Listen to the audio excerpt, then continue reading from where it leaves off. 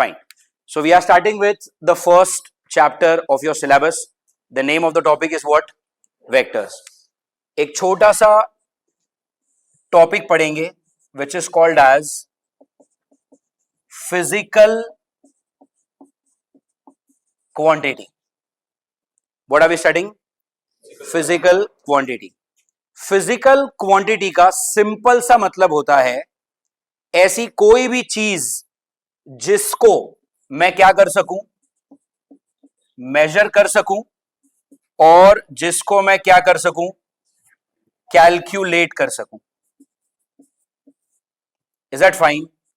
What do you mean by a physical quantity? Anything that can be measured or anything that can be calculated, उसको हम क्या कहते हैं? Physical quantity. Example लेते हैं. For example, mass.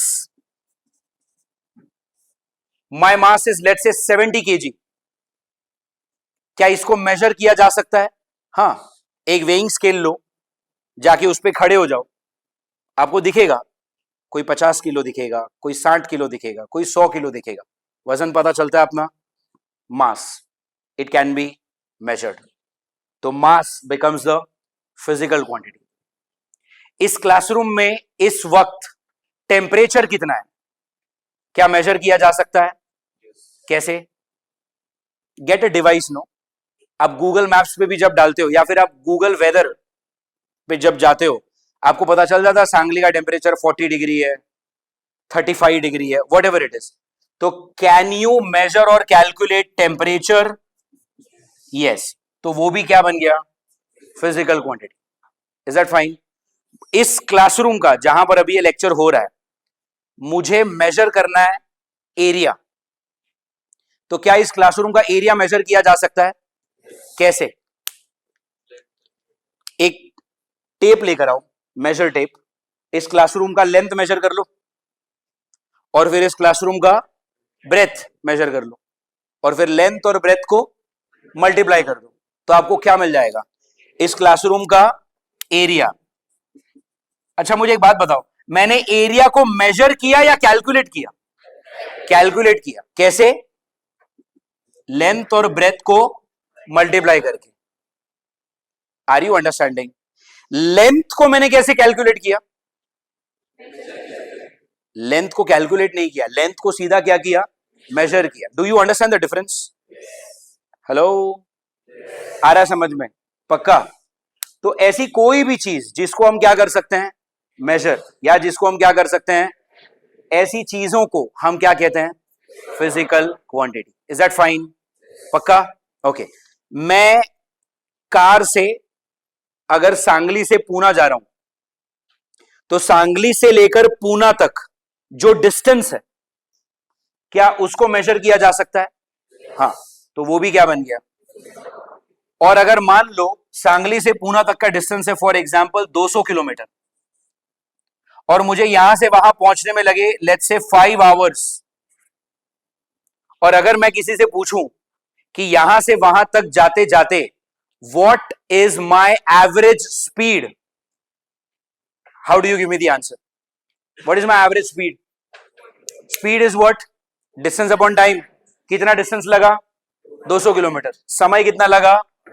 200 upon 5, 40 kilometre per our. ये क्या था? मेरा स्पीड. स्पीड को क्या किया? मेजर किया या कैलकुलेट किया? फाइन. क्या इस क्लासरूम में मैं वॉल्यूम कैलकुलेट कर सकता हूं? कैसे? जैसे आपने लेंथ निकाली, जैसे आपने ब्रेथ निकाली और लेंथ और ब्रेथ को मल्टीप्लाई किया तो क्या मिला? वैसे ही इस क्लासरूम का क्या निकाल लो? हाइट. और लेंथ, ब्रेथ, हाइट तीनों को मल्टीप्लाई करके क्या निकाल लो? तो वॉल्यूम को भी क्या किया जा सकता है? Are you all understanding this? क्या मैं किसी भी ऑब्जेक्ट की डेंसिटी कैलकुलेट कर सकता हूं? Yes. What is density? Mass upon volume. Mass कैसे मिलेगा? मेजर कर लो. वॉल्यूम कैसे मिलेगा? कैलकुलेट कर लो, लेंथ ब्रेथ हाइट को मल्टीप्लाई करके. और डेंसिटी कैसे मिलेगी? मास और वॉल्यूम को डिवाइड कर दो, आपको डेंसिटी मिल जाएगी. इन सारी चीजों को हम क्या कहते हैं? Physical quantity. Because either I can measure it और आई कैन, तो इसको हम क्या बोलेंगे? Physical quantity. Is that clear? अच्छा, तो जैसे फिजिकल क्वांटिटी होता है, क्या वैसे ही कुछ नॉन फिजिकल क्वांटिटी होता है? कोई ऐसी चीज जिसको मैं मेजर नहीं कर पा रहा, या कोई ऐसी चीज जिसको मैं कैलकुलेट नहीं कर पा रहा, ऐसा भी होता है। Let's say for example, I am very hungry. How much hungry are you? How do you say this? आपको सवाल समझ में आया? मुझे भूख लगी है, बट मुझे कितनी भूख लगी है, क्या ये मैं किसी को बता सकता हूं? नहीं। मुझे किसी पे गुस्सा आ रहा है, बट कितना गुस्सा आ रहा है कि मैं उससे नाराज हो गया, मैंने उसको डांट दिया, या मैंने उसको थप्पड़ मार दिया, कितना गुस्सा आ रहा है, उसकी क्वांटिटी बता सकते हो? आपके पेरेंट्स आपको, और आप अपने पेरेंट्स को प्यार करते हो, कितना प्यार करते हो, वो बता सकते हो? नहीं। तो कुछ चीजें ऐसी हैं जिसको मेजर या फिर कैलकुलेट नहीं किया जा सकता, उसको हम क्या कहेंगे? Non physical quantity. Are you understanding? हमारा जो सिलेबस है 11th और 12th का, चाहे आप फिजिक्स पढ़ो, केमिस्ट्री पढ़ो, मैथ्स पढ़ो, चाहे बायो पढ़ो, कुछ भी पढ़ो, आप क्या पढ़ने वाले हो आने वाले 2 सालों में? फिजिकल क्वांटिटी को पढ़ोगे या नॉन फिजिकल क्वांटिटी को पढ़ोगे? हम सिर्फ और सिर्फ फिजिकल क्वांटिटी पढ़ सकते हैं। नॉन फिजिकल क्वांटिटी को हम साइंस के ब्रांच में नहीं पढ़ते। Are you getting it everyone? Okay, अब what is our target for this chapter? कि हमको फिजिकल क्वांटिटी पे फोकस करना है। Is that fine? अब ये जो फिजिकल क्वांटिटी है ना, उसमें 2 टाइप के क्वांटिटी होता है। एक जो टाइम पर डिपेंडेंट होता है,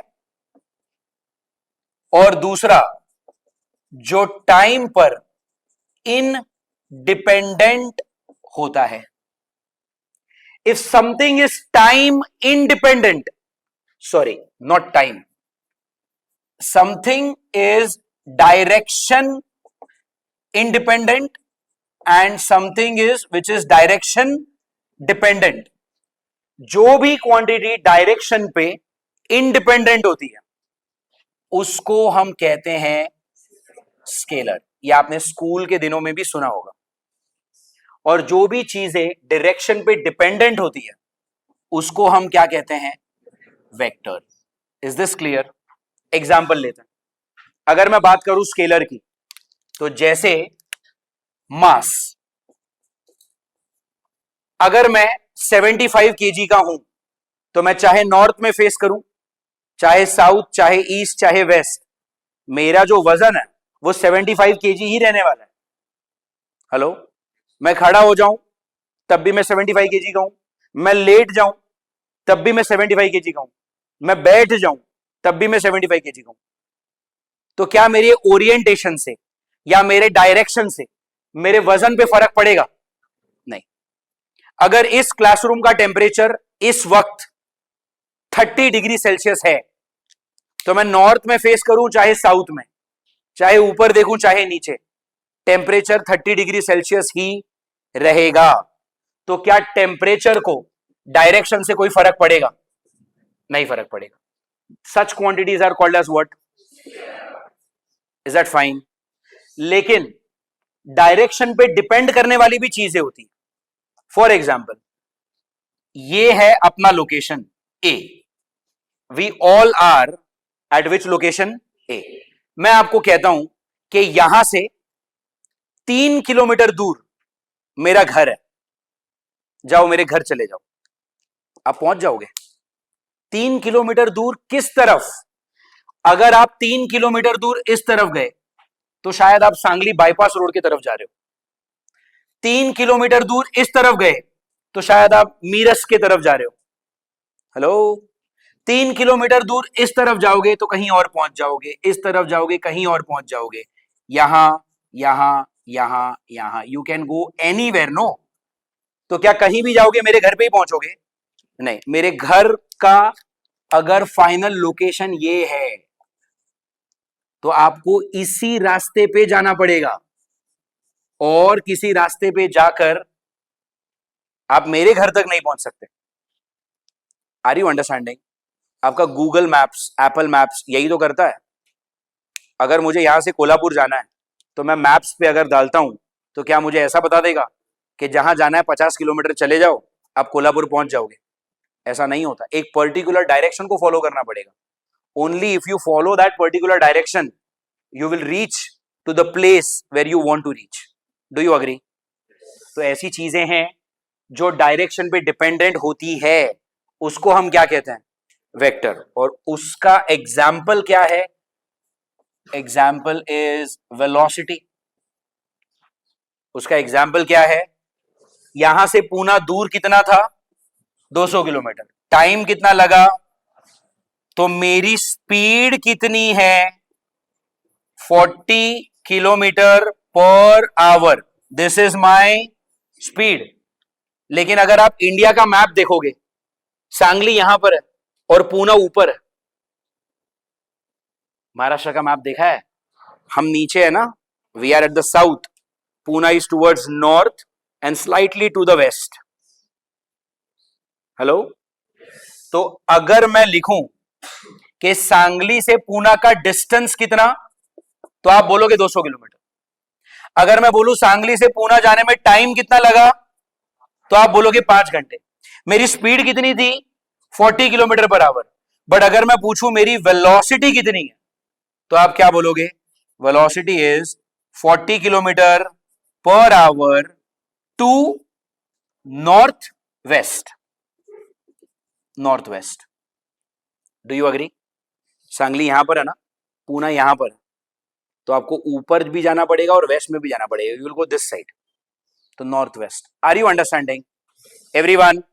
सो do you understand the difference between speed and velocity?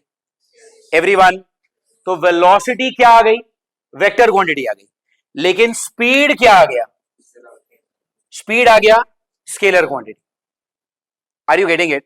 मेरे पैरों के नीचे यहां पर अगर एक फुटबॉल रखी हो, मेरा आपसे सवाल क्या है कि मैंने फुटबॉल को किक किया, ये फुटबॉल कहां जाएगा? क्या आप जवाब दे सकते हो? नहीं। आपका सवाल क्या आएगा? आपने किस तरफ किक किया? अगर मैं लात मारता हूं इस तरफ, तो बॉल इस तरफ जाएगी। हेलो? अगर मैंने लात मारी इस तरफ, तो बॉल इस तरफ जाएगी। अगर मैंने हाथ से पकड़ के ऊपर उछाल दिया, तो बॉल ऊपर जाएगी। Are you getting it? तो किसी भी ऑब्जेक्ट पे जब हम फोर्स अप्लाई करते हैं, तो फोर्स के लिए डायरेक्शन मैटर करेगा या नहीं करेगा? ऑफ कोर्स करेगा। यहां पर अगर कोई इंसान खड़ा है, अगर मैं उसको धक्का देता हूं तो वो उस तरफ गिरेगा। अगर मैंने उसको कॉलर पकड़ के खींच लिया तो वो इस तरफ गिरेगा। तो मेरे फोर्स का डायरेक्शन मैटर करेगा या नहीं करेगा? ऑफ कोर्स करेगा। Do you understand the introduction to the physical quantity part? पक्का? What is a physical quantity? Tell me. Which can be measured और विच कैन बी, इसको हम क्या कहते हैं? ये उसके एग्जाम्पल हो गए। और फिजिकल क्वांटिटी के टाइप कितने हैं? 2। डायरेक्शन पे डिपेंडेंट, वेक्टर। डायरेक्शन पे independent, end of story. Is that fine? आप इसको बुक में भी इसी तरह से लिखोगे। We are not in school any more, we don't have to write those definitions. मैं यहां पे डेफिनेशन लिख सकता था ना, हेडिंग लिखो फिजिकल क्वांटिटी, फिर नीचे क्या बताऊंगा मैं? A physical quantity is defined as a quantity that can be measured और that can be calculated, full stop. For example blah blah blah blah blah. ये आपका थियोरेटिकल हो गया, अच्छे से लिखेंगे बुक में सजा दजा के। बट जेई में उसका कोई वैल्यू नहीं है, नीट सीईटी में उसका कोई वैल्यू नहीं है। आप बुक में उस तरह से लिखो कि आप एक बार में पढ़ो और आपको पूरा समझ में आ जाएगी कि ये कहना क्या चाह रहा है। Do you understand this? So we write the heading of physical quantity.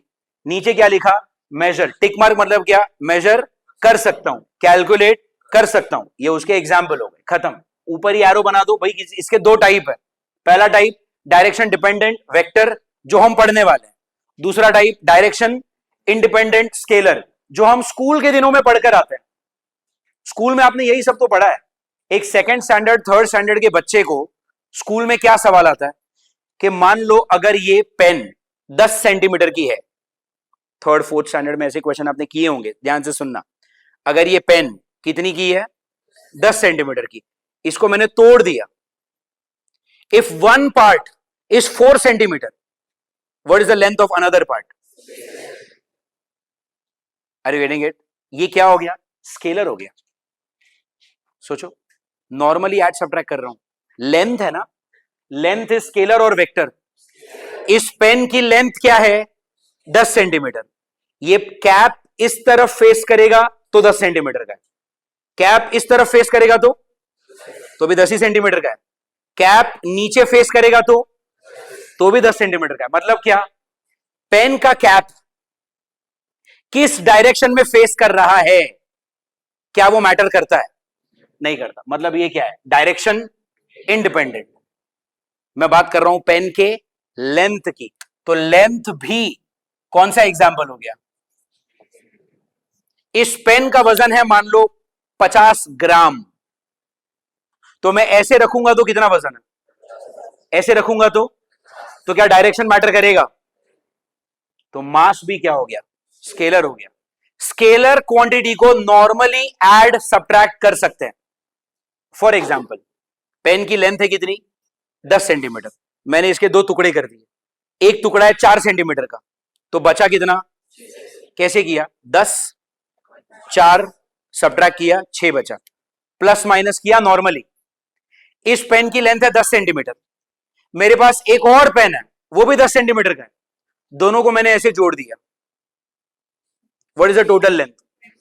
20 centimetre. क्या कर रहे हो? नॉर्मली प्लस कर रहे हो. इस पेन की कॉस्ट है 10 रुपए. ऐसे मेरे पास 4 पेन है, तो टोटल कॉस्ट कितनी हो गई? 40 रुपए. नॉर्मली मल्टीप्लाई कर रहे हो. Are you understanding? पक्का? ये मेरे पास 2 पेन है और सामने 2 स्टूडेंट बैठे हैं. मुझे दोनों को बांटना है, तो दोनों को कितना कितना आएगा? एक एक. नॉर्मली डिवाइड कर रहे हो. तो स्केलर क्वांटिटी को हम क्या कर सकते हैं? Plus minus multiply divide. ये चारों चीज कर सकते हैं. कैसे? नॉर्मली. क्या क्या कर सकते हो? Tell me. Plus minus divide multiply. You can do it normally. Vectors को प्लस माइनस मल्टीप्लाई नॉर्मली नहीं किया जा सकता, और डिवाइड तो हो ही नहीं सकता.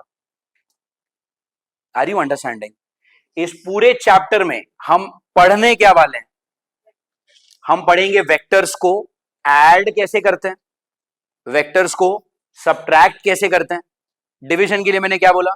डिवीजन होता ही नहीं है. और मल्टीप्लाई कैसे करते हैं. That is the scope of this chapter. Do you understand? पक्का? Can we summarise this in a minute? What are we learning? Physical quantity. Physical quantity मतलब क्या? जिसको मेजर किया जा सकता है, जिसको कैलकुलेट किया जा सकता है. For example, volume, mass, temperature, area, speed, density. क्या इतने ही चीजें हैं? नहीं, ये तो मैंने कुछ एग्जाम्पल लिखे हैं. 100 से ज्यादा क्वांटिटी आप पढ़ोगे आने वाले 2 सालों में. अच्छा, इन सभी क्वांटिटी की खासियत क्या है? कि या तो मैं इनको मेजर कर सकता हूं, या तो मैं इनको, इसलिए मैंने इन सबको कौन से कैटेगरी के अंदर रखा? Physical quantity. बट जैसे फिजिकल क्वांटिटी है, क्या वैसे कुछ नॉन फिजिकल क्वांटिटी भी होती है? नॉन फिजिकल क्वांटिटी का एग्जांपल क्या? Anger, hunger, love, irritation. ये सब कुछ क्या है? Non physical quantity. इनको मेजर या फिर कैलकुलेट नहीं किया जा सकता. Are you getting it? तो जिसको मेजर या कैलकुलेट नहीं किया जा सकता, हम उसको हमारे सिलेबस में पढ़ने वाले नहीं है. हम पढ़ेंगे फिजिकल क्वांटिटी, जिसके 2 टाइप होते हैं. एक डायरेक्शन डिपेंडेंट, दूसरा डायरेक्शन इंडिपेंडेंट. डायरेक्शन इंडिपेंडेंट चीजों को कहते हैं, इसको add subtract multiply divide normally कर सकते हैं. नॉर्मली मतलब क्या?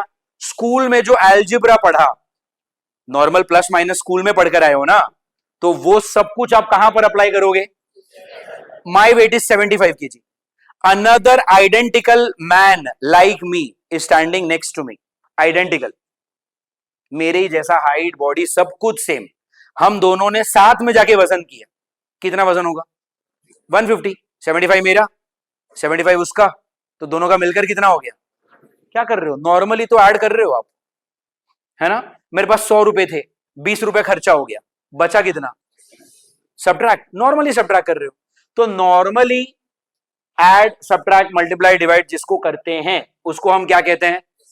वेक्टर को normally plus minus multiply divide किया जा सकता नहीं है।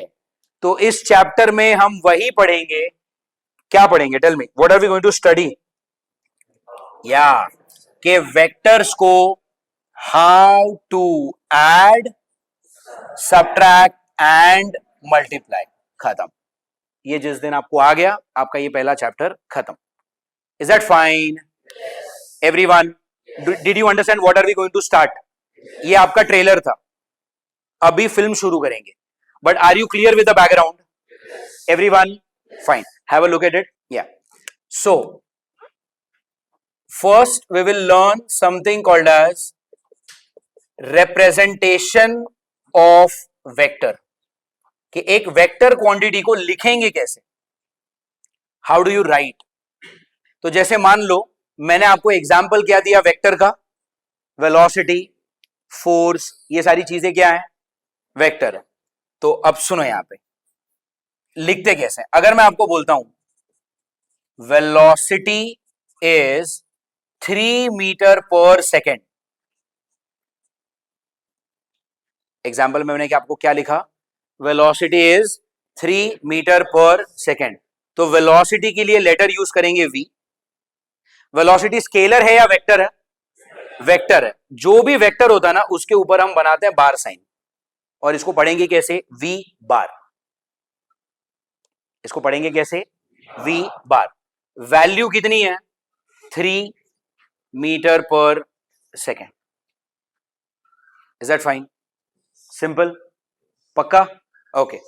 लेकिन वेलोसिटी क्या है? स्केलर है या वेक्टर है? बट वेक्टर को तो डायरेक्शन चाहिए, बट यहां पे तो मैंने डायरेक्शन लिखा नहीं है। मतलब ये जो स्टेटमेंट है वो इनकम्प्लीट है। तो इसको कंप्लीट कैसे करेंगे? Velocity is, let's say velocity is 3 metre per second towards north, for example. ठीक है, ये एग्जाम्पल। क्या लिखा है मैंने? Velocity is 3 metre per second towards. तो अब कैसे लिखूंगा? वेलोसिटी के लिए लिखा v, वेलोसिटी वेक्टर है इसलिए ऊपर क्या बनाया मैंने? बार। वैल्यू कितनी है? 3 मीटर पर सेकेंड, और डायरेक्शन क्या है? तो फिलहाल ऐसा लिखेंगे, towards north. Are you getting it? ये जो पीछे वाला पार्ट आया टूवर्ड्स नॉर्थ, ये क्या दे रहा है?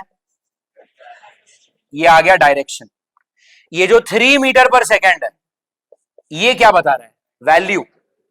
Value 3 metre per second. मैं यहां पे 30 भी तो लिख सकता था, तो आप भी यहां पे 30 लिखते। मैं यहां पे 0.3 भी लिख सकता था, आप भी यहां पे 0.3 लिखते। तो आगे वाली चीज क्या है? वैल्यू, कितना। तो इसको हम फिजिक्स में कहते हैं magnitude. What do we call it? Tell me. Simple language में मैग्नीट्यूड का मतलब क्या? क्वांटिटी। मैं आपको बोल रहा हूं मेरे पास कुछ पैसे हैं। अब वो कुछ का क्या मतलब है? 50 रुपया, 100 रुपया है, 5,000 है, 10,000 है, कुछ तो बताना पड़ेगा। मैंने आपको बोल दिया मेरे पास पैसे हैं। कितने पैसे हैं? वो क्या हो गई? क्वांटिटी। तो क्वांटिटी मतलब क्या? मैग्नीट्यूड। Is that fine? और पीछे जो लिखा है मैंने टूवर्ड्स नॉर्थ, वो क्या हो गया? डायरेक्शन हो गया। Is that fine? ये बार साइन क्या दिखा रहा है? कि भाई जो v है वो वेलोसिटी है, और वो वेलोसिटी क्या है? It's a vector quantity. Is that fine? इस तरह से आप किसी वेक्टर को क्या कर सकते हो? रिप्रेजेंट कर सकते हो। वेक्टर रिप्रेजेंटेशन को और डिटेल में पढ़ेंगे जैसे जैसे ये चैप्टर आगे बढ़ेगा, बट शुरुआत के लिए this example is enough. I am expecting कि आपको ये समझ में आया होगा। Has everyone understood this? Fine, let's get back to the main topic. Main topic is what? Tell me. Addition of vectors. What are we learning? अब सुनो, ये जो लिखा है ना आपने 3 मीटर पर सेकेंड, उसको आप ऐसे भी रिप्रेजेंट कर सकते हो। v फॉर वेलोसिटी, बार मतलब क्या? वेक्टर। मैग्नीट्यूड या फिर क्वांटिटी कितनी है? 3 मीटर पर सेकेंड। यूनिट तो लिखना ही पड़ेगा। कहां पर? towards north. You can write it. Are you getting it? I am assuming आपको ये पता होगा ज्योग्राफी में. This is north, तो ये साउथ हो गया. अरे हाँ ना. What is left? West, and this is east. ये आपका हो गया south. So 3 meter per second towards north. Is this clear? Everyone, अब देखो, एडिशन पढ़ रहे हैं हम. ये मैंने बनाया एक वेक्टर. मान लो इसका नाम है P bar. Are you getting it? What is the name? जैसे यहां पर इस वेक्टर का नाम क्या था? V. वैसे यहां पर इस वाले वेक्टर का नाम क्या है? P. How do I know कि इट्स अ वेक्टर? मैंने ऊपर बार साइन बनाई है, तो ये P बार हो गया. क्या क्या चाहिए आपको वेक्टर के लिए? डायरेक्शन और क्वांटिटी, मैग्नीट्यूड. क्वांटिटी तो दे देता हूं, चलो. लेट्स से इसका जो क्वांटिटी है that is 5. What is the quantity? 5. फिर आपको क्या चाहिए? डायरेक्शन. डायरेक्शन बनाया ना मैंने, राइट साइड पे बनाया, मतलब ये क्या हो गया? ईस्ट. तो अगर मैं आपको बोलूं कि इस चीज को डिस्क्राइब करो, तो आप क्या बोलोगे? कि P नाम का एक वेक्टर है. कैसे पता चला वेक्टर है? बार साइन है. जिसकी वैल्यू कितनी है? 5, और जिसका डायरेक्शन क्या है? ईस्ट. Is that fine? चलो, यहां पर मैं बनाता हूं एक और वेक्टर. इस वेक्टर का नाम है Q bar. What is the name? Q बार है मतलब वेक्टर. इसका भी तो कोई वैल्यू होगा, तो लेट्स से इसका वैल्यू है 3. इसका वैल्यू कितना है? 3. तो वेक्टर P की value 5, direction east. Vector Q की value 3, direction north east. Hello, आ रहा है आपको समझ में? अब मैं आपसे सिंपल क्वेश्चन पूछ रहा हूं कि फाइंड कीजिए कि अगर मैंने P वेक्टर को Q वेक्टर से ऐड कर दिया तो मुझे क्या मिलेगा? Are you understanding? What is my question? Tell me. कि अगर मैंने P वेक्टर को Q वेक्टर से ऐड किया तो मुझे आंसर क्या मिलेगा? P वेक्टर की वैल्यू 5, Q वेक्टर की वैल्यू 3, सो 5 + 3. ऐसा तो नहीं कर सकते. मैंने आपको वही तो बताया, स्केलर को plus minus multiply divide normally कर सकते हो, वेक्टर को ऐड सब्ट्रैक्ट मल्टीप्लाई नॉर्मली किया नहीं जा सकता, और डिवीजन तो होता ही नहीं है. तो अगर आपके दिमाग में ये आ रहा है कि P bar plus Q bar is equal to 5 + 3 which is 8, तो ये तो गलत है. वेक्टर को नॉर्मली ऐड नहीं कर सकते. Are you understanding? पक्का? Fine, that is one thing. तो ये तो नहीं कर सकते, ठीक है. तो क्या कर सकते हैं वो उस पे बात करते हैं. Now listen to my statement carefully. मैं आपको ये कह रहा हूं कि 100 फीट रोड पे एक ब्लू कलर की कार अभी यहां से निकली है. स्पीड बताओ. Did you understand the question? यहां पे जो मेन रोड है, वहां पे मेन रोड से अभी एक ब्लू कलर की कार पास हुई है. आप मुझे उसकी स्पीड बताओ. ये क्या सवाल है? बेतुका सवाल है ये. इसमें कोई लॉजिक है? ब्लू कलर की कार जा रही है, स्पीड बताओ. ना मैंने कार को देखा, ना आप डिस्टेंस बता रहे हो, ना आप स्पीड बता रहे हो, कुछ नहीं. आप टाइम नहीं बता रहे. ऐसे कैसे खाली ब्लू कलर की कार की स्पीड बता सकते हो आप?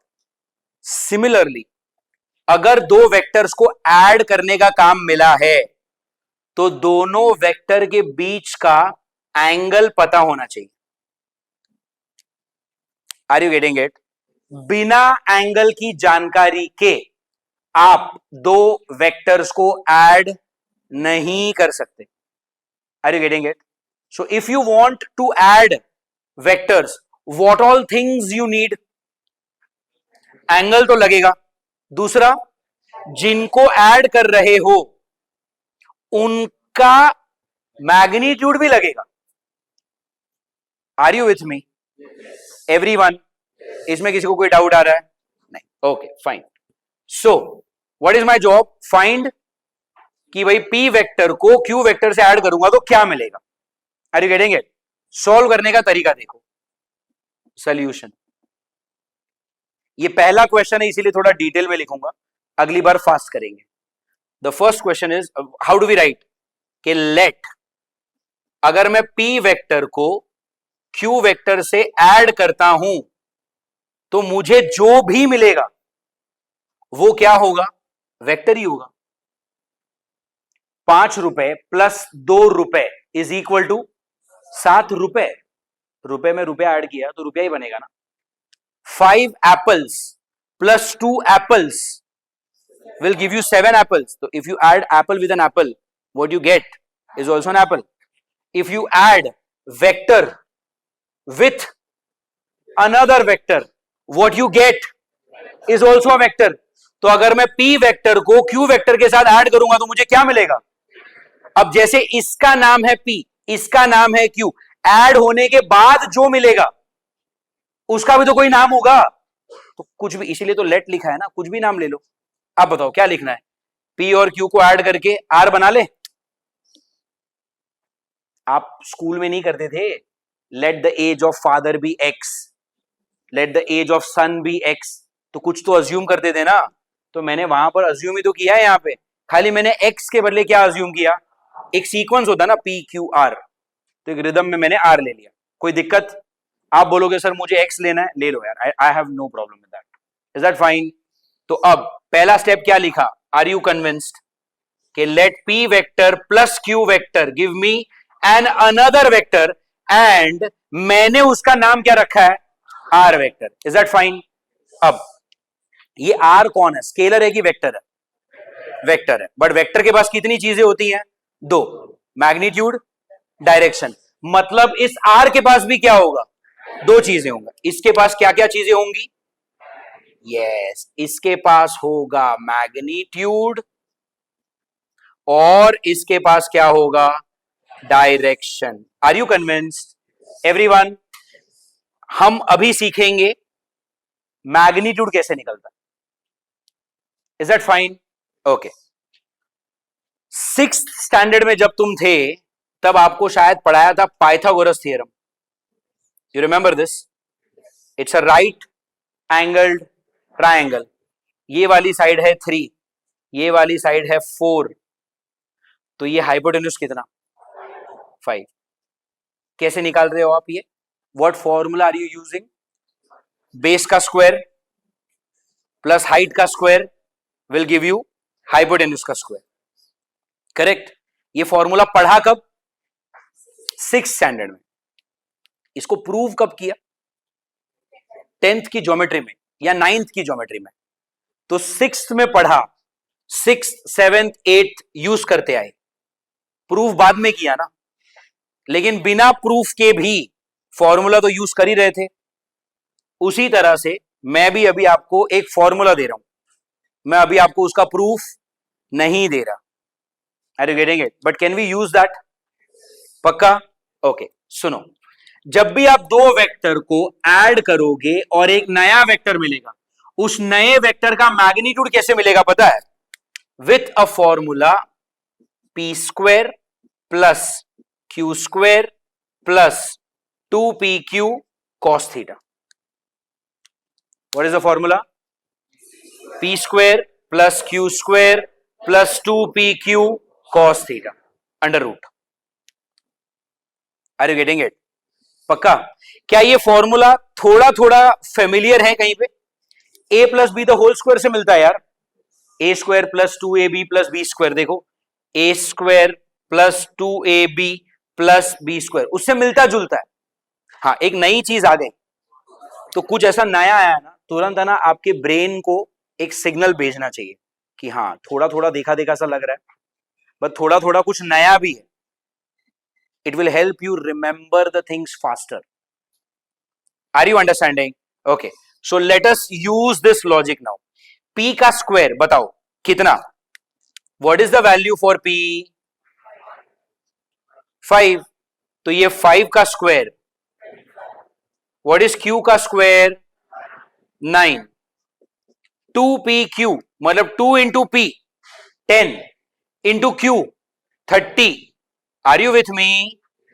कॉस ऑफ थीटा, थीटा मतलब क्या? दोनों वेक्टर के बीच में जो एंगल होगा वो कितना एंगल है? तो यहां पर आएगा cos of 60. Are you with me? पक्का? थोड़ा ओरली करूं. What is cos of 60? Pay attention. या व्हाट इज cos ऑफ 60? अरे 10th में ज्योमेट्री, ट्रिग्नोमेट्री ये सब किया है कि नहीं तुमने? What is cos of 60? It's 1/2. तो अभी यहां पे अगर मैं cos ऑफ 60 को डालता हूं 1/2, तो 30 इंटू 1/2 कितना हो गया? 15. ये 25 और वो 15. 40 प्लस 9 49 अंडर रूट. तो व्हाट इज द आंसर? ये 7 है क्या? ये मैग्नीट्यूड है किसका? आर का. आर कौन है? जो पी और क्यू को ऐड करके नया वेक्टर बना वो. तो अभी हो क्या रहा है? मैंने ऐड किया 5 और 3 को, आंसर कितना आया? 7. तो ये नया टाइप का कुछ आ रहा है दिमाग में. 5 और 3 को ऐड करके 7 बना. ये तो हमारा पहली डिस्कशन हो गया ना कि वेक्टर्स को नॉर्मली प्लस माइनस नहीं करना होता, इसका कुछ अलग ही चलता रहता. Is that fine? So what am I adding? I am adding 5 with 3 at what angle? 60 degree angle. What is the answer that I am receiving? 7. Is that fine? पक्का? Okay. अब मुझे क्या चाहिए? क्या मैं सिर्फ मैग्नीट्यूड निकाल के छोड़ दूं? फिर आंसर अधूरा है. हेलो, आंसर अधूरा है. आंसर को कंप्लीट कैसे करूं? मुझे आर वेक्टर का क्या चाहिए?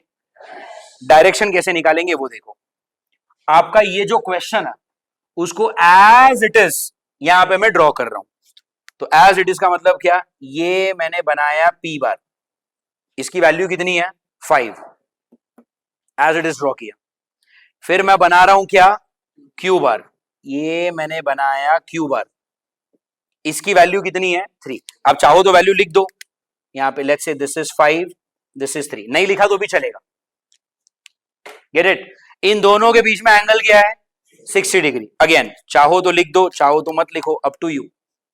ये आ गया दोनों का 60 degree. What did I do? जो क्वेश्चन था उसको एज इट इज वहां से उठा के मैंने यहां पे डाल दिया. Am I clear? अब मुझे चाहिए क्या? जिस तरह से आप यहां पे पी वेक्टर को ड्रॉ कर पाए, जिस तरह से आप यहां पे क्यू वेक्टर को ड्रॉ कर पाए, अब मेरा टारगेट क्या है? मुझे ये नए वेक्टर आर को भी क्या करना है? ड्रॉ करना है. सिंपल सा तरीका. पी वेक्टर की जो लाइन है उसको पैरेलल एक लाइन बनाओ. ये है ना, इसको पैरेलल एक लाइन बनाई. क्यू वेक्टर की जो लाइन है उसको पैरेलल एक लाइन बनाओ. ये एक्स्ट्रा चीजें हटा दो. What did you just draw? It's a parallelogram. अरे यार, ये आपने क्या ड्रॉ कर दिया? What is a parallelogram? Parallelogram is a polygon with 4 sides जिसमें opposite sides are parallel to each other. तो मैंने वही तो किया. इस P को पैरेलल लाइन बना दी यहां पे, Q को पैरेलल लाइन बना दी यहां पे. तो ये मैंने क्या कंप्लीट किया? पैरेललोग्राम. आपका गोल क्या था? कि जैसे आप P और Q को ड्रॉ कर पा रहे हो वैसे R को भी क्या करो? ड्रॉ करो. R कहां बनेगा? R बनेगा अलोंग द डायगोनल. R कहां पर बनेगा? Tell me. Along the diagonal. मेरा क्वेश्चन कंप्लीट हो गया. Do you get it? What did we learn? मुझे किसी ने एक वेक्टर दिया P नाम का जिसकी वैल्यू थी 5. किसी ने दूसरा वेक्टर दिया Q नाम का जिसकी वैल्यू थी 3. और उन्होंने मुझे बोला कि P और Q के बीच में एंगल है 60 डिग्री. फाइन. और मुझे क्या बोला? फाइंड करो कि अगर मैं P वेक्टर को Q वेक्टर से ऐड कर दूं तो आंसर क्या आएगा. That was my job. Fine. मैंने क्या बोला पहले? कि भाई जैसे आप एक वेक्टर को दूसरे वेक्टर से ऐड करोगे आपको जो आंसर मिलेगा वो भी कोई ना कोई वेक्टर ही मिलेगा. ये क्लियर है? उसका एग्जाम्पल मैंने आपको बोला था 5 रुपए प्लस 2 रुपए 7 रुपए. तो रुपए से रुपए ऐड किए रुपया ही बनता है. 5 apples plus 2 Apple 7 Apple. Apple में एप्पल ऐड किया एप्पल ही बनेगा. उसी तरह वेक्टर से वेक्टर को ऐड किया वेक्टर ही बनेगा. ये क्लियर है? अब हर एक वेक्टर के पास दो चीजें होती हैं. एक उसका मैग्नीट्यूड, एक उसका तो यहां पर भी जो P और Q को ऐड करके नया बना R, उसके पास भी क्या होगा? मैग्नीट्यूड। उसके पास भी क्या होगा? अब मैग्नीट्यूड के लिए मैंने आपको फॉर्मूला दिया टू बी डिराइव्ड लेटर, और maybe we don't even derive that. JEE में डेरिवेशन आएगा? नहीं आएगा। ये जो सिलेबस है वो 11th स्टैंडर्ड का है। 12th की बोर्ड एग्जाम में 11th का सिलेबस आने वाला है? नहीं आने वाला है। मतलब इसका जो डेरिवेशन है कि ये फॉर्मूला आया कहां से, ये आपको कहीं पे काम नहीं आने वाला। Are you getting it? Let us not invest time and energy into something which is not going to be useful for our academics. Is that clear? पक्का? Yeah. तो what is the formula? दो vector को add करने का formula क्या है? Under root p square plus q square plus 2pq cos theta. अब इसकी मैं बात कर रहा था। मैंने आपको एक पिछले लेक्चर ओरिएंटेशन में एक चीज बताई थी कि अगर आपको कोई चीज कितनी भी समझ में आए, बट समझने के बाद अगर आपने उसकी इंफॉर्मेशन को याद नहीं रखा तो एग्जाम में कुछ कर नहीं पाओगे। उसका मतलब समझ में आ रहा है? What do you mean by information? This formula is an information. तुमको अभी सब कुछ समझ में आ गया, तुम एग्जाम में कॉस के बदले साइन लिख कर आ रहे हो, तो तुम्हारा आंसर गलत आएगा ना। अगर तुमने यहां पे प्लस के बदले माइनस कर दिया तो तुम्हारा आंसर गलत आएगा। अगर तुम स्क्वायर रूट करना भूल गए तो तुम्हारा आंसर गलत आएगा। तो ये सारी डिटेल्स याद रखनी पड़ती है। Are you getting it? किसी भी अच्छे स्टूडेंट से अगर आप कभी भी मिलो तो वो स्टूडेंट अच्छा क्यों है? क्योंकि उसको ना सारी डिटेल्स याद है। एग्जाम में अगर आप ये प्लस भूल रहे हो, ये नंबर 2 भूल रहे हो, अगर ये कॉस थीटा भूल गए, ये रूट भूल, कुछ भी अगर आप भूले, आपका आंसर मैच नहीं होगा। आंसर मैच नहीं होगा, आप एग्जाम में पैनिक कर रहे हो, मार्क्स नहीं मिल रहे, क्या कर रहा हूं मैं, क्या गलत हो रहा है? यही गलत हो रहा है। क्लास में ध्यान है, सब कुछ पढ़ रहे हो, लेकिन पढ़ने के बाद डिटेल्स याद ही नहीं है। तो डिटेल अगर याद नहीं है तो फिर एग्जाम में अप्लाई कैसे करोगे? दिमाग नहीं कर पाओगे, मार्क्स कभी नहीं आएंगे। Are you understanding? तो is this about knowledge? Yes, but ये नॉलेज के बाद चीजें याद भी रखनी पड़ेंगी, because eventually this is about marks also. आपके पास फिजिक्स का बहुत ज्यादा नॉलेज है, जेई में अच्छे परसेंटाइल नहीं पड़े तो मिलेगा आपको national college, IIT, NIT, triple IT. वो आपको नॉलेज के दम पे एडमिशन देने वाले हैं या नॉलेज के साथ साथ मार्क्स भी लगते हैं? मार्क्स लगते हैं। Are you getting it? People watch this movie called as 3 idiots. सबने देखा होगा। 3 इडियट्स में कंटिन्यूअसली आमिर खान क्या बोल रहा है कि मार्क्स के पीछे मत भागो, इंटेलिजेंस, नॉलेज और एक्सीलेंस के पीछे भागो, है ना। बट अगर आपने नोटिस किया है, उस फिल्म में जिस कॉलेज में वो स्टूडेंट है उसका टॉपर भी तो वही है। मतलब इवेंचुअली मार्क्स भी तो उसको मिल ही रहे थे ना। ऐसा नहीं था कि उसके पास नॉलेज बहुत ज्यादा है बट फेल हो रहा था। नहीं, नॉलेज तो था ही, बट नॉलेज को मार्क्स में भी हमको कन्वर्ट करना पड़ेगा। Are you understanding this everyone? Fine. So ये डिटेल्स आपको याद रखने पड़ेंगे। डायरेक्शन कैसे निकालना है? पैरेललोग्राम ड्रॉ करना पड़ेगा। P को पैरेलल लाइन बना दी, Q को पैरेलल लाइन बना दी। ये मैं एक्स्ट्रा डेटा ऐसे ही हटा रहा हूं just to make the diagram simple. ठीक है, तो जो वो सवाल था उसको एज इट इज मैंने यहां पे बना दिया। इसको पैरेलल लाइन यहां पे, इसको पैरेलल लाइन यहां पे, दोनों के बीच में मैंने क्या बना दिया? डायगोनल। वो जो डायगोनल है वही मेरा vector R। Are you getting it everyone? अच्छा, अब ये जो फॉर्मूला है उसकी कोई लेफ्ट हैंड साइड भी तो होगी ना। अरे मैं इक्वल टू बना रहा हूं, मतलब यहां पर भी कुछ होगा। ये क्या मिल रहा है आपको, ये बताओ। What is this 7? R vector का, तो आप उसको सिर्फ ऐसे लिखो R। अभी यहां पे ऊपर बार बनाने की जरूरत नहीं है। What is this R? It's a vector, but here what am I talking about? उसका मैग्नीट्यूड ना, तो बार साइन बनाने की जरूरत नहीं है। तो R is equal to 7 and what is, देखो यहां पे मैंने बनाया है R बार, ये तो डायरेक्शन बनाया ना मैंने। Do you get it? पक्का? As of now do not assume कि ये what is the total angle 60। तो आपको दिमाग में लग रहा होगा ये ऊपर वाला एंगल भी 30, ये नीचे वाला एंगल भी 30। ऐसा नहीं है। Are you getting it? मैंने कहीं भी ऐसा बोला कि आपका जो आर है वो एंगल बाइसेक्टर है? नहीं। तो आप ये अज्यूम नहीं करेंगे। इस चैप्टर में जब हम थोड़ा सा आगे बढ़ेंगे तो मैं आपको ये भी बताऊंगा कि ये एंगल कैसे निकलता है। We will learn that, not in the first lecture. Are you getting it? अगर ये 60 है तो क्या ये 30-30 होगा? नहीं। अगर ये 90 है तो क्या ये 45-45 होगा? नहीं। ये एंगल निकालने के लिए और डिटेल में जब पढ़ेंगे तब जाएंगे। फर्स्ट लेक्चर के लिए इतना इनफ हो गया। Are you getting it? So tell me, eventually core part में हमने क्या पढ़ा? एडिशन ऑफ वेक्टर्स, जहां पर हमने दो वेक्टर्स को ऐड करना सीखा। Are you getting it? दो वेक्टर को ऐड करके क्या मिलेगा? एक नया वेक्टर।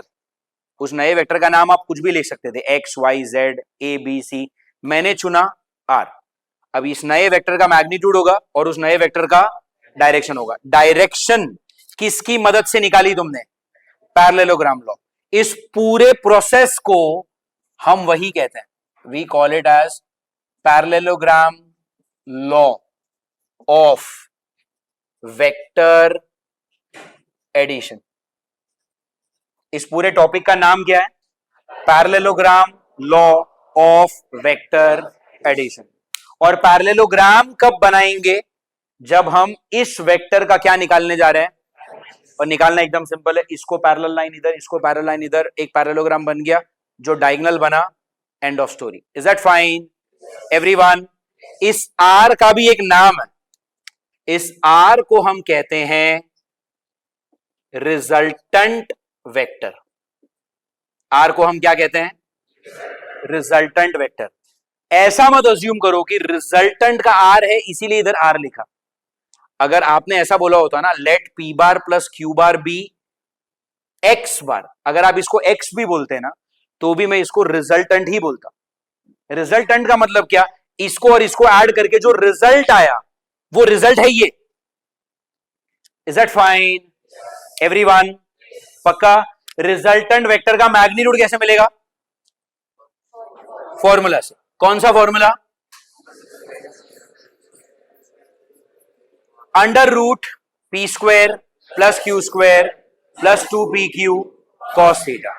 और रिजल्टेंट वेक्टर का डायरेक्शन कैसे मिलेगा? पैरेललोग्राम ड्रॉ करो, जो डायगोनल बना वही डायगोनल तुम्हारा रिजल्टेंट वेक्टर का डायरेक्शन है।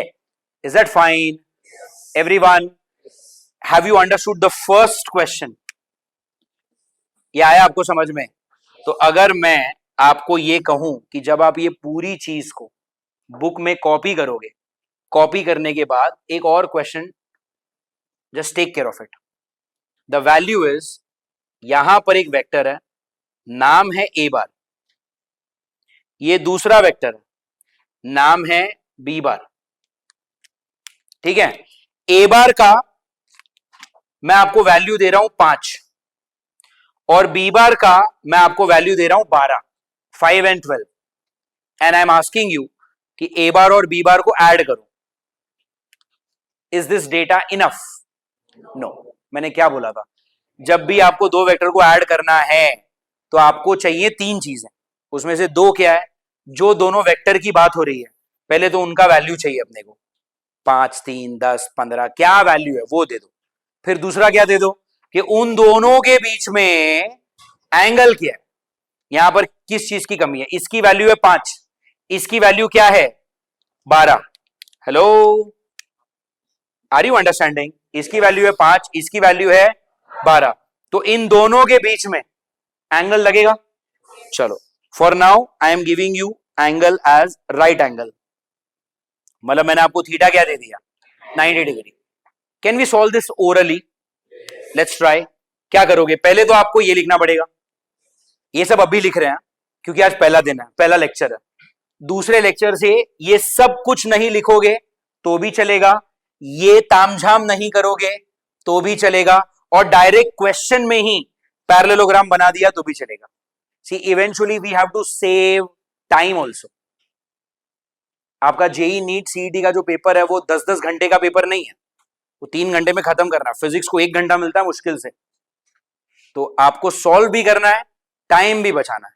तो प्रेजेंटेशन बुक में उतना ही करो कि जब खुद अपनी बुक पढ़ो तो समझ में आएगी क्या लिखा है।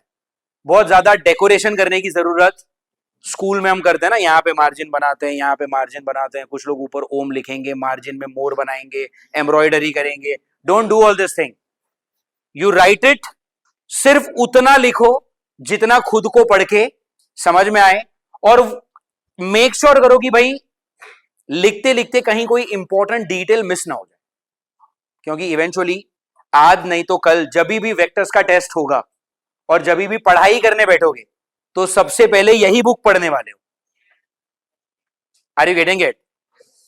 Our first batch when passed out in 2024 we had a topper Rajvardhan Pawar, JEE में उसको 99.52 आया था, ठीक है, 2024, that was my first batch ever।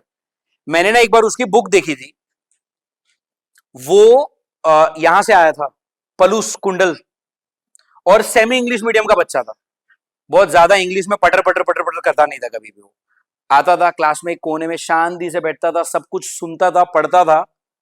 But then once I saw his notebook physics में, पता है वो क्या करता था? उसको जो भी चीज डिटेल में समझ नहीं होती थी ना, वो उसका एक्सप्लेनेशन वहीं पर लिख देता था मराठी लैंग्वेज में। फॉर एग्जाम्पल, मैंने आपको यहां पर एक चीज बताई कि P वेक्टर और Q वेक्टर को ऐड किया तो नया वेक्टर बनेगा R, और इस R का नाम क्या है?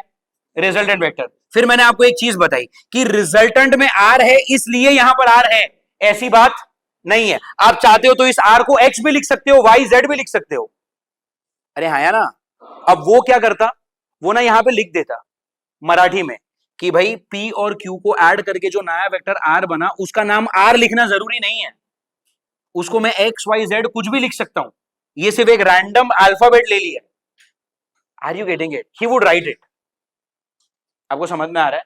वो यहां पे ऐसा लिख देगा कि ये जो रूट है उस पर ध्यान देना है, पीछे कॉस है उस पर ध्यान देना है, वो कुछ तो जो भी आपको जरूरी लगे आप अपने लैंग्वेज में वो लिख सकते हो, और जरूरत नहीं लगे तो मत लिखो, अप टू यू। ये बुक पढ़ेगा कौन?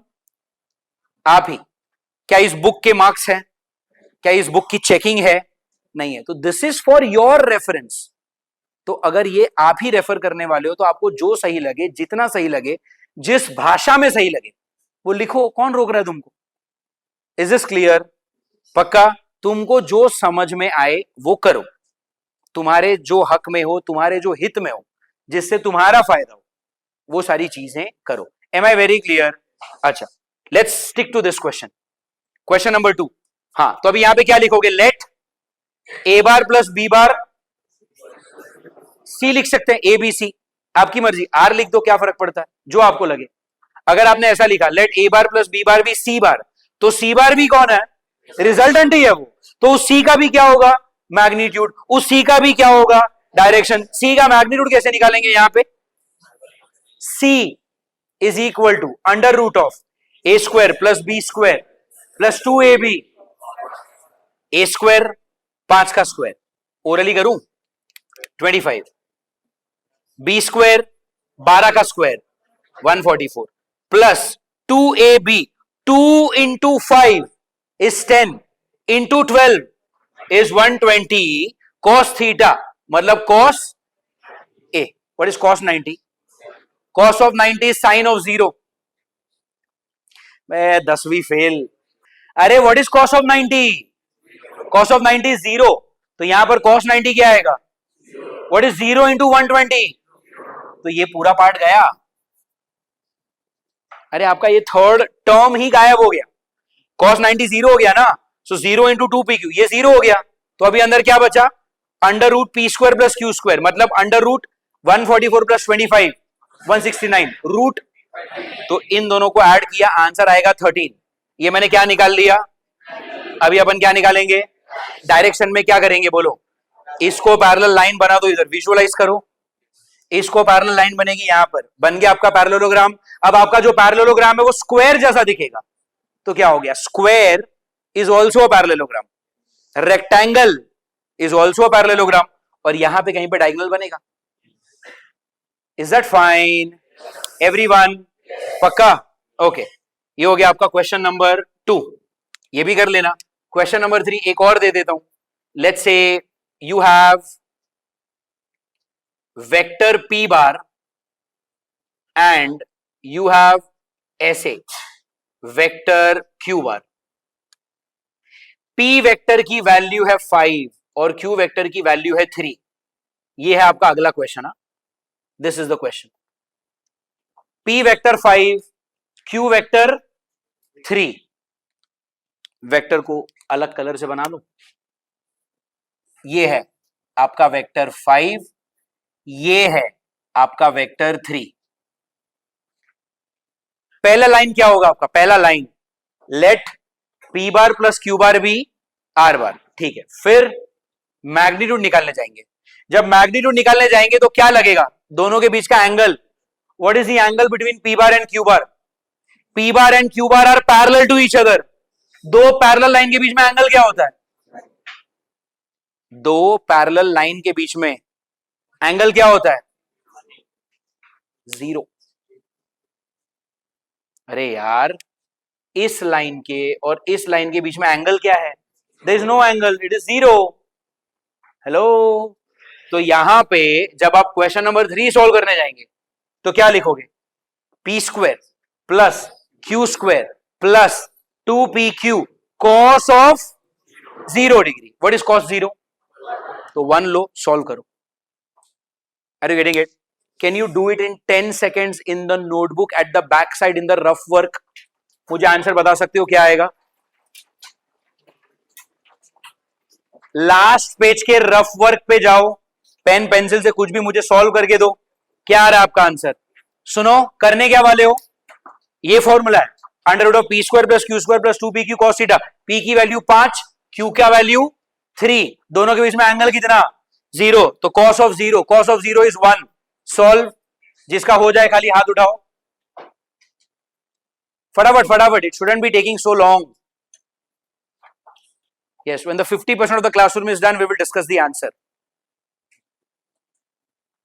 P square is 25. Q square is 9. 2 into P into Q is 2 into 5 into 3. 30. Cos of 0 degree. What is cos 0? तो ये 1 हो गया. अब बाकी तामझाम ऐड किया तो आंसर क्या आएगा?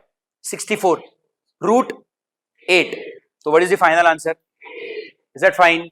How many of you got this? Lovely. Most of you.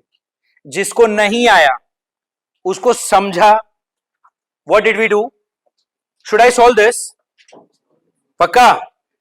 चलो यहां पे देख लो एक बार. क्या करेंगे हम? Tell me. Under root. Yes. Under root क्या? p square. p स्क्वायर मतलब 25 प्लस q स्क्वायर मतलब 9. फिर 2 इंटू पी इंटू क्यू मतलब 2 इंटू 5 इंटू 3. 2 से 5 10, 10 और 3 30. अरे हाँ या ना? cos of 0 degree. दोनों के बीच में एंगल कितना है? 0. कैसे? दोनों पैरेलल लाइंस है. The angle between two parallel line is. Are you getting it? What is cos of 0? तो ये वाला पार्ट बन गया 1. 1 इंटू 30, 30 प्लस 9, 39 प्लस 25, 64 का रूट. तो final answer is 8. Are you getting it? ये मैंने क्या निकाल लिया? अब क्या निकालना है? लेकिन डायरेक्शन के लिए क्या करना पड़ेगा? पैरेललोग्राम बनाना पड़ेगा. यहां पे पैरेललोग्राम नहीं बन सकता. हेलो, यहां पे इस क्वेश्चन में पैरेललोग्राम, तो फिर उसमें ये वाला method will fail. Are you getting it? तो फिर इसमें क्या मेथड आएगी ये मैं आपको तब बताता हूं जब आपका ये पूरा लिख कर हो जाएगा. Is that fine everyone? आ रहा है समझ में? फाइन. Copy everything.